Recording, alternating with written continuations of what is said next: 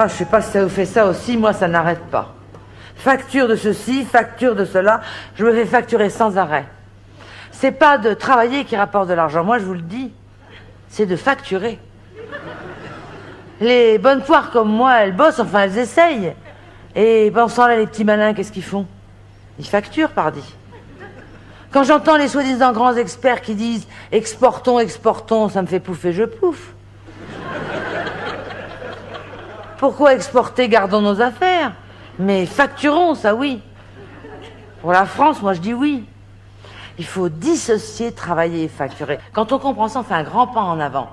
Parce que travailler sans facturer, c'est zéro.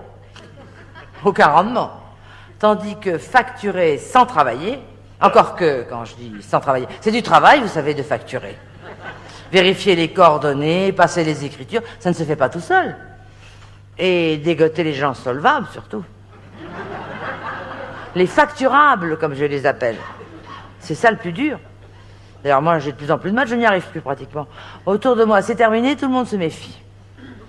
Pourtant, quand j'ai commencé, il y a 2 ou 3 ans, ça marchait très bien. Une nuit, je me souviens, je me suis réveillée en sueur, en criant « EDF, impôts, ravalement, au secours, maman !»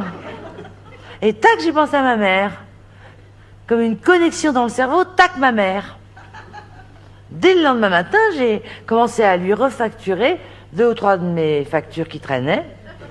Des choses dans son style, restauration de tableaux, livraison de fruits exotiques, petit électroménager, sans dire que ça venait de moi, bien sûr.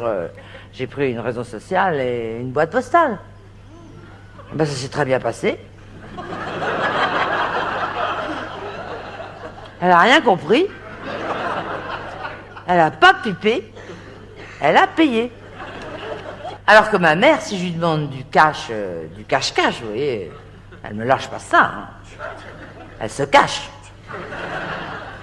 Bon, après, j'ai eu cette grosse facture de garage. Ça, c'est indiscutable, puisque je n'ai pas du tout vu que la porte du garage était fermée.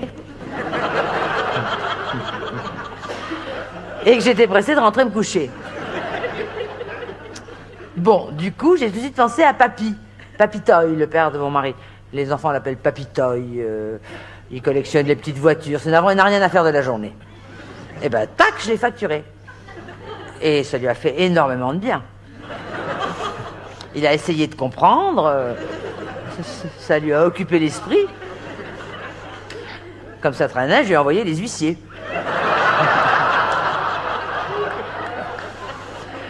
Ça a déclenché des genres de chocs électriques, si vous voulez. Ça lui a secoué les neurones. Il a quasiment rajeuni. Et en plus, il a payé. Alors, est-ce que j'ai eu tort? Ah non, j'ai eu 100 fois raison. Il faut facturer autour de soi régulièrement. Y compris les personnes âgées. Comme on fait une purge, une saignée. Papy Toy ne me dira pas merci. D'abord, il n'a jamais su que c'était moi, et en plus, il est mort depuis. C'est pas grave, je ne lui en veux pas. Celui à qui j'en veux, par contre, c'est l'oncle Étienne, son frère. Quel tatillon, celui-là. À force d'éplucher l'héritage, les relevés bancaires, les talons de chéquier, c'est lui qui m'a découvert. Il en a parlé à tout le monde. Ça m'a fait beaucoup de tort. Ça m'a grillé, quoi. Ni plus ni moins. Alors que qu'est-ce que je faisais de mal, au fond? Je me bornais à transmettre toutes ces factures à payer à des gens solvables. C'est une façon comme une autre de débloquer l'économie, non? Ah, une petite dame, là. Ça vous fait rire? Enfin, ça tombe bien.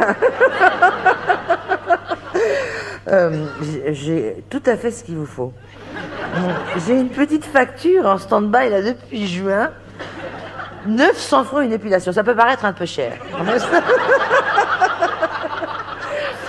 Mais d'un autre côté, à l'approche des vacances, il faut que ça soit bien fait. Ma petite esthéticienne fait ça très très bien. Si ça vous intéresse, vous avez son adresse sur la facture. Elle est adorable.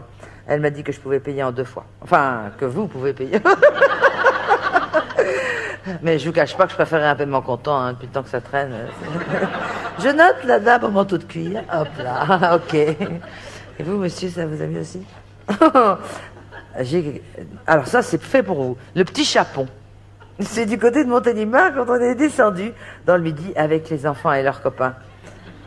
Combien 1354 francs. Bah oui, quand même, c'est à 2 étoiles. Et puis, ils ont énormément d'amis, nos enfants. Mais alors, je vais vous dire, je ne voudrais pas vous vexer, hein, mais ça n'était pas sensationnel. Hein. Moi, j'ai pris le riz de veau. Là, le riz de veau, c'est moi. Eh ben, jusqu'à Toulon, j'ai eu des... Ceci dit, il y a peut-être aussi les amortisseurs de la voiture qui n'étaient plus tout jeunes, tout jeunes. Je les ai fait changer d'ailleurs, mais ça, je ne vais pas en parler ce soir. Je n'ai pas encore reçu la facture.